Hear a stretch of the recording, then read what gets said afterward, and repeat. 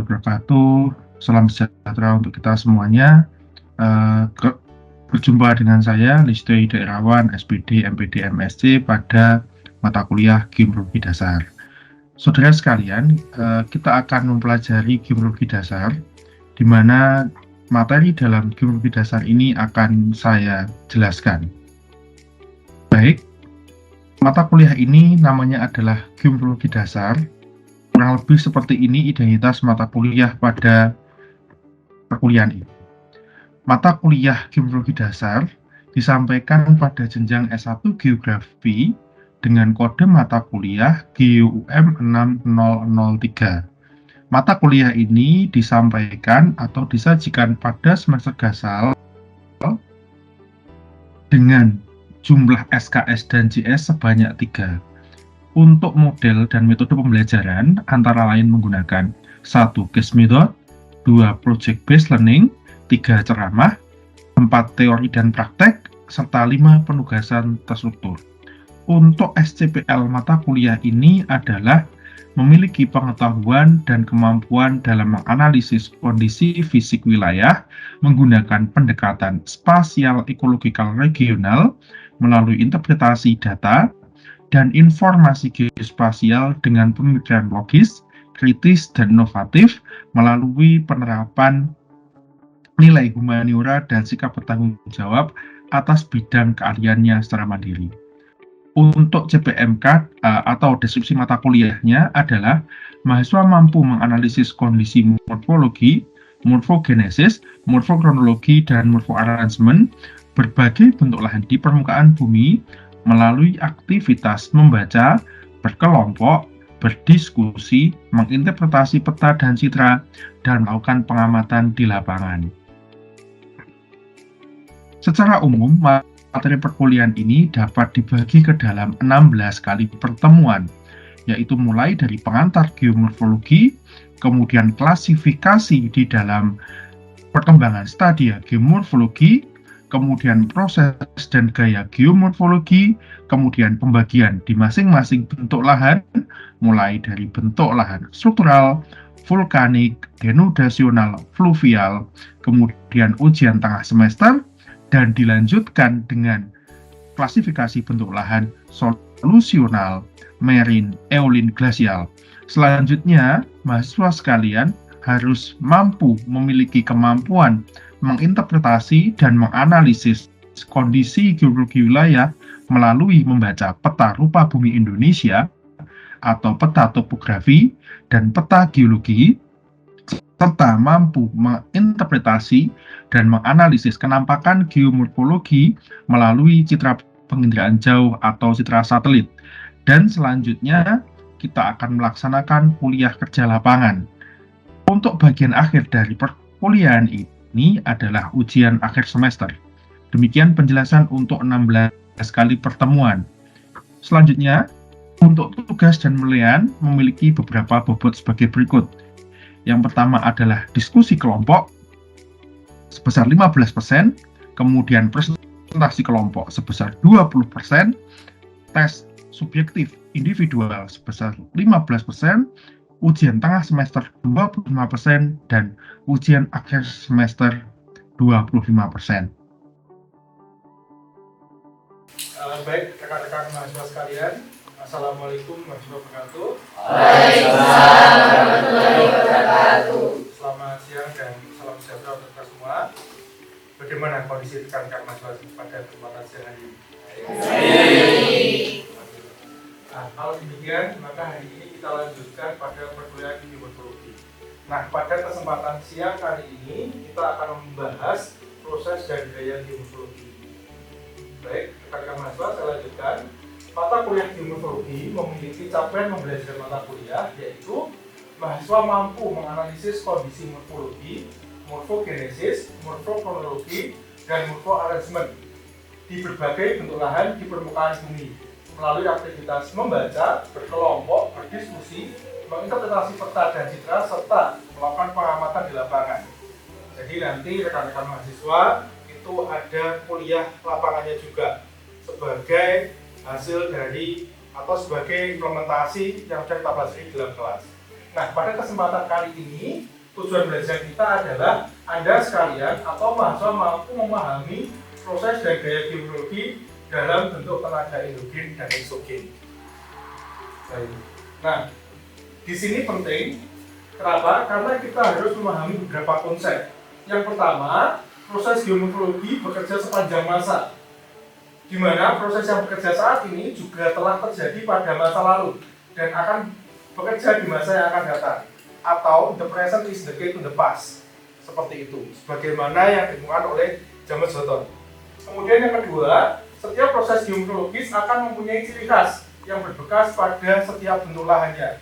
Nah, baik itu proses tektonik, vulkanik yang berasal dari proses endogen, maupun juga proses erosi, pengikisan, pelapukan yang berasal dari proses eksogen. Dan nanti satu lagi ada proses namanya ekstraterestrial. Yang ketiga, di dalam proses geomorfologis tidak sama intensitasnya. Besaran tenaganya berbeda-beda, magnitudenya berbeda-beda, frekuensi waktunya berbeda-beda, sehingga bentuk lahan memiliki keragaman tingkat perkembangannya, atau dikenal dengan evolusi bentuk lahan, landform evolution. Jadi dari waktu ke waktu nanti akan ada perubahan di masing-masing bentuk lahannya. Dari mahasiswa, sebetulnya apa yang dimaksud dengan proses dan tenaga geomorfologi itu? Nah, kita harus tahu terminologi atau istilahnya satu persatu. Proses geomorfologi adalah perubahan-perubahan di permukaan bumi, baik secara fisik maupun kimiawi yang disebabkan oleh tenaga geomorfologi. Jadi, bentuk permukaan bumi itu selalu berubah-ubah dari waktu ke waktu, baik itu dalam bentuk yang perlahan-lahan atau pelan-pelan maupun sangat cepat. Kemudian tenaga geomorfologi. Tenaga di sini diartikan sebagai media atau perantara alami yang mampu untuk membentuk, merusak, dan mengangkut material yang berasal dari suatu tempat di permukaan bumi ke tempat yang lainnya. Jadi, ini akan sangat dipengaruhi oleh tenaga endogen maupun tenaga eksogen. Kata kuncinya tenaga endogen itu endo, berasal dari dalam bumi. Sementara eksogen atau ekso ini yang berasal dari luar bumi. Nah, kita hidup di lapisan terluarnya, di bagian left layer buminya, seperti itu. Sehingga kita dapat menyaksikan bagaimana proses eksogen dan endogen ini, baik itu dalam skala yang kecil maupun skala yang besar. Skala yang kecil, contoh ada gempa, ada erupsi gunung api, kelihatan. Terus kemudian yang eksogen ada hujan, ada angin. Nah, nanti kita lebih detailkan lagi. Baik, sebetulnya apa ketika kita berbicara bentuk lahan atau landform? Merupakan bentukan pada permukaan bumi sebagai hasil dari perubahan bentuk permukaan bumi oleh proses geomorfologi yang bekerja atau beroperasi di permukaan bumi. Tentu di dalam geologi sudah memahami itu. Di dalam geologi kita membahas yang bagian dalamnya. Nah, geomorfologi ini bagian atasnya atau hasilnya yang ada di permukaan bumi, sehingga adik-adik sekalian itu bisa melihat bentukannya berupa bentukan positif, gunung api, pegunungan, ya, kemudian dataran tinggi dan sebagainya. Di sisi yang lain ada bentukan negatif, depresi, cekungan, basin, ya, lantai dasar samudra dan sebagainya. Kita bisa lihat di sana. Selanjutnya kita berbicara tentang ruang lingkup proses geomorfologis. Kalau ilmunya geomorfologi, ketika kita berbicara proses ada tambahan geomorfologis di bahasa Indonesia kan, geomorphologically process, seperti itu di dalam istilah bahasa Inggrisnya. Kita lihat seperti ini, apa saja proses geomorfologis itu ada yang berasal dari dalam bumi, endogen, diatrofisme nanti dapat dibagi menjadi dua secara umum. Apa itu tektonisme dan seisme? Apa bedanya? Kalau tektonisme itu mekanismenya menggerakkan lempeng tektonik aktif. Ya, utamanya lempeng tektonik utama atau Mayer plate tektonik. Nah, sementara dari hasil Mayer plate tektonik ini ada aktivitas kegempaan atau ada aktivitas seismik. Ya, nanti Anda akan mengenal hiposentrum, mengenal epicentrum, mengenal primary wave atau gelombang primer dari gempa, mengenal secondary wave atau gelombang secondary dari gempa. Banyak sekali contohnya. Yang terbaru ada di Maroko, sebelumnya ada di Turki, di Indonesia ada di Palu, ada di Aceh, ada di Nusa Tenggara Barat, itu contoh dari waktu ke waktu. Tadi di bagian awal kita sudah berbicara itu. Kita berbicara perbedaan magnitud, perbedaan intensitas, perbedaan frekuensi. Buktinya itu tadi contohnya. Kemudian vulkanisme Indonesia secara umum nanti bisa kita lihat pertemuan antara jalur atau busur Mediteran dan juga Pasifik. Nah, jadi itu memanjang mulai dari Sumatera sana, kemudian nanti berbelok sampai ke Sulawesi. Jadi nanti adik-adik sekalian bisa melihat seperti itu. Nah, kita sekarang beralih kepada proses eksogen.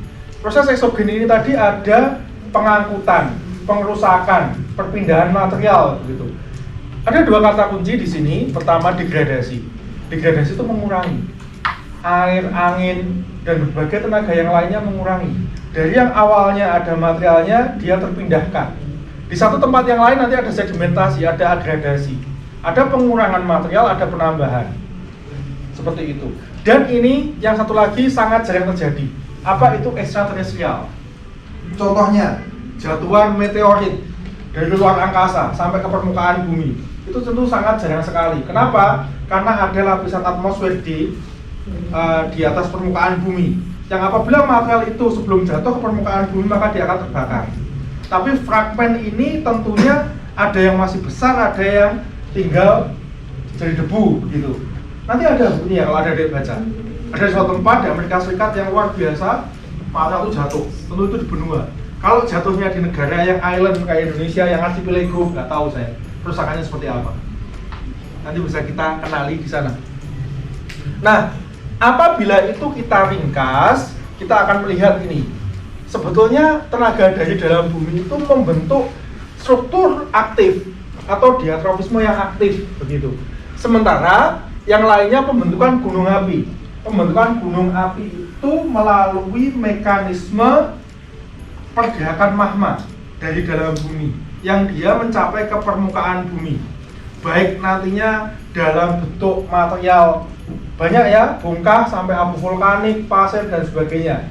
Nanti lebih kita perdalam ketika kita berbicara satuan bentuk lahan hasil tenaga tektonik atau struktural. Kemudian yang kedua, satuan bentuk lahan hasil vulkanik atau gunung api. Baik, kalau di sini ada pembentukan, tentu ada lawannya atau apa ya, yang berlawanan, yang berbeda begitu. Ini endogen dan eksogen. Ada proses pengerusakan, ada proses pengangkutan. Pengerusakan di sini maksudnya adalah mulai dari erosi, pengikisan, pelapukan. Jadi ada yang pelan-pelan prosesnya, ada yang sangat cepat. Ada pernah lihat itu, apa namanya longsoran material berpindah dengan cepat. Apakah dia mulai dari yang paling lambat sampai yang paling cepat? Nanti bisa kita lihat di dalam badan, nanti ada di bawah. Nah, kata kuncinya kalau tadi di atas kita lihat degradasi dan agregasi, itu sebetulnya tambahan. D dan A itu tambahan. Kata kuncinya adalah gradasi. Gradasi itu perataan. Proses meratakan, mengamelas. Ada proses sebetulnya pelapukan. Ini yang pengerusakan. Satu lagi yang ekstraterestrial tadi, ini bisa kita bedakan. Kenapa kita bedakan? Yang ini intensif. Contoh Indonesia, ketika dia musim penghujan, sebetulnya setiap saat, setiap waktu, ketika ada hujan, mesti selalu ada proses ini. Ada proses erosi, ada perpindahan material. Begitu pula kalau kita di tepian pantai misalnya, merasakan adanya hembusan angin, ada ombak, ada arus. Sebetulnya di sana itu adalah proses juga pengerusakan, perpindahan material atau namanya pengangkutan. Nah, kalau di sini tadi ngomongin tenaga yang berasal dari dalam bumi, di sini berbicara tentang tenaga yang berasal dari luar bumi. Pengangkutan bahan atau dikenal dengan istilah mass wasting. Perpindahan material ya, nanti juga seperti itu. Kemudian erosi, baik oleh angin maupun oleh air. Nah, ini kita bisa melihat di permukaan bumi. Seperti apa? Daerah yang dekat dengan gunung api, seperti di daerah Gunung Api Arjuna, di daerah Batu, kemudian di daerah Mojokerto sana, sangat intensif. Yang lebih dekat lagi misalnya mana? Bromo, Tengger, Semeru juga terjadi proses ini. Kalau ada dilihat di Gunung Api Batok, yang bagian dari Gunung Bromo, itu ada proses seperti ini. Nah, kalau kita lihat negara yang dengan di lintang tinggi dengan 4 musim, maka terjadi ini erosi oleh es. Seperti itu. Nah, sekarang kita berfokus kepada tenaga endogen. Yang pertama, tektonisme. Sebetulnya apa yang dimaksud dengan tektonisme itu? Nah, kita bisa menggarisbawahi apa sebenarnya tektonisme. Sudah pernah merasakan gempa ya semuanya? Beberapa hari yang lalu ada gempa di Malang, betul? Betul. Terasa? Terasa. Siang hari atau malam hari? Malam hari. Sekian tahun yang lalu, kurang lebih 2 tahun yang lalu, ada gempa di Malang yang berpusat atau hiposentrumnya di dekat Samudra Hindia, cukup merusak daerah Turen, Ampel Gading dan sebagainya, daerah selatan Malang sampai ke Panjen, itu mengalami kerusakan yang luar biasa. Ini salah satu bentuk contoh proses tektonisme yang saya bilang dia akan menggerakkan lempeng tektonik aktif. Ya, contoh yang lainnya, ada kejadian gempa dan tsunami. Gempa yang diikuti tsunami di tahun 2004 pada bulan Desember, tanggal 26, yang berpusat di Samudra Hindia. Ini dampaknya cukup luar biasa. Di Indonesia, di Aceh, kerusakannya luar biasa. Kita bisa lihat di tempat yang lainnya, misalnya di Thailand, sampai di India, di Maladewa, dan sebagainya. Ya, coba kita lihat. Proses tektonisme disebabkan oleh panas dari dalam bumi yang mengakibatkan pergerakan pada lapisan astenosfer atau mantel. Jadi ada pergerakan panas atau pergerakan konveksi panas dari dalam bumi. Berikutnya, panas yang bersifat konveksi ini membuat magma pada lapisan kerak bumi bergerak secara perlahan-lahan atau pelan-pelan. Dia hanya 3 cm per tahun. Tapi perlu adik-adik ketahui bahwasanya ada di dalam fisika itu percepatan maksimal, peak ground acceleration, percepatan puncak. Peak itu puncak, kemudian ground di dalam tanah, ada akselerasi puncak itu. Nah, itu kapan waktunya? Tentu kita harus menggunakan pendekatan perhitungan. Nah, ini produknya ya, kita bisa lihat produknya seperti ini. Ini arus konveksinya. Jadi kalau kita lihat arus konveksinya vertikal dan juga horizontal. Ini kalau kita lihat dia ada proses seperti ini, kemudian dia subduksi ke sini. Nah, di sini dia mendorong magma untuk keluar ke permukaan bumi. Maka di sini disebut sebagai jalur gunung api aktif atau volcano. Sementara bagian selatannya, bagian di depannya ini adalah jalur palungnya, jalur subduksinya. Kalau kita lihat, saya tadi nyebut selatan, itu di selatan Jawa. Jadi nanti ada simulasinya akan saya berikan. Nah, di sini ini aktivitasnya kegempaan luar biasa. Di belakangnya aktivitas vulkanik. Sementara di busur belakangnya atau bagian belakangnya cenderung lebih stabil. Adik-adik tentu jarang menjumpai gempa di daerah Gresik, Lamongan, Tuban sampai Rembang sana, jarang sekali. Bangkalan, Pamekasan itu jarang, Sampang. Apa tidak mungkin? Mungkin saja. Karena kenapa? Mekanismenya ada mekanisme yang besar, ada mekanisme yang kecil. Seperti itu. Baik, nah ini adalah hasil atau produknya dari pergerakan itu. Saya menjelaskan di dalam lempeng tektonik itu kita sudah pernah mempelajari itu. Batas yang saling bertumbukan atau konvergen, batas yang saling menjauh, dan batas yang hanya berpapasan atau transform. Nah, Indonesia di sini ya, ini gambarnya ini adalah jalur pegunungannya sebetulnya. Yang di sini ini baru kita bisa melihat batas lempeng tektonik aktifnya. Ada Indo-Australia, ada Euro-Asia, ada Pasifik. Filipina ini kecil saja. Ada lempeng tektonik utama atau major plate tektonik di dalamnya. Nanti ada silahkan dipelajari, dicari, ditandai. Kalau seperti ini, ini menjauh ya. Oh, kalau ini mendekat ya. Dampaknya apa? Efeknya apa? Seperti itu. Baik, apabila kita detailkan ya, ini adalah lempeng-lempeng besar di dunia. Anda bisa melihat, ada yang divergen atau saling menjauh. Saling menjauh, kemudian dia ada yang konvergen, mendekat ini. Akibatnya tentu yang sangat bisa kita ketahui buktinya adalah kejadian bencana permukaan bumi. Selalu seperti itu tampilannya. Kemarin Turki, kemudian Maroko, itu sebetulnya bukti adanya aktivitas pergerakan panas atau konveksi dalam bumi kita yang itu berakibat di bagian permukaan bumi. Ini tenaga endogen di dalam berpengaruh di bagian permukaannya, sehingga kita harus memahami karakteristik dari bumi kita itu, bagaimana mekanismenya.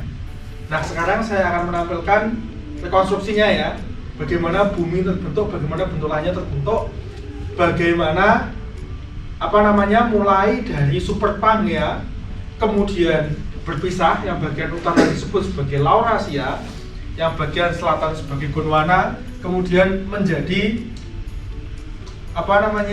bentukan kontinen modern yang ada saat ini. Seperti itu. Makanya kalau di dalam pertemuan kita sebelumnya kita berbicara bagaimana bukti benua itu pernah bersatu, Afrika pernah bersatu dengan Amerika Selatan, kemudian India itu pernah bersatu dengan bagian bumi bagian selatan, dan seterusnya. Ya, kita bisa melihat bagaimana rekonstruksi ini. Nah, selanjutnya kita bisa mendetailkan.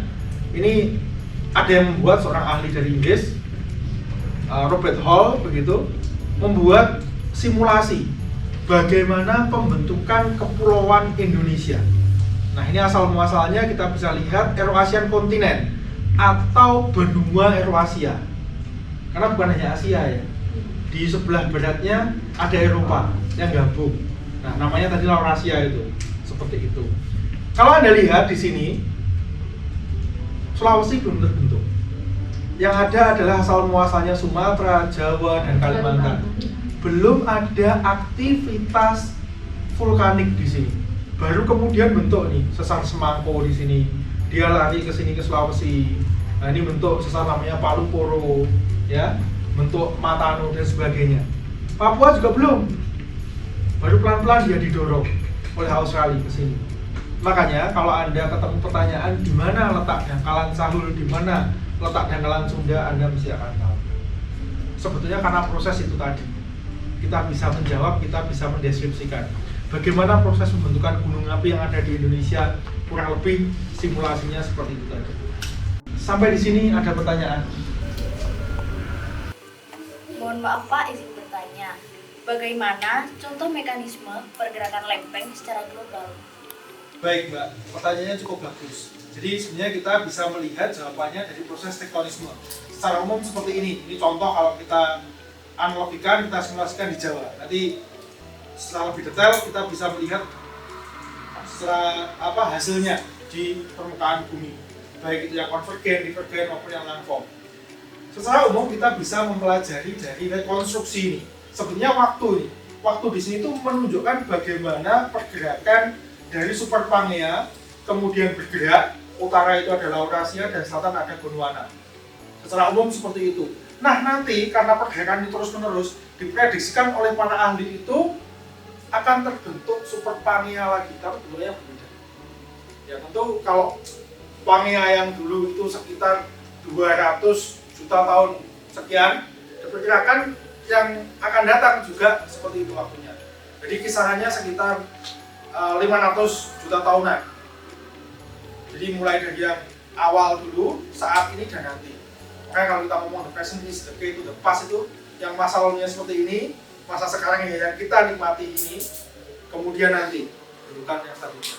Tentu ini bukti ini adalah bukti pergeseran atau pergerakan lempeng tektonik secara global. Ini seperti itu.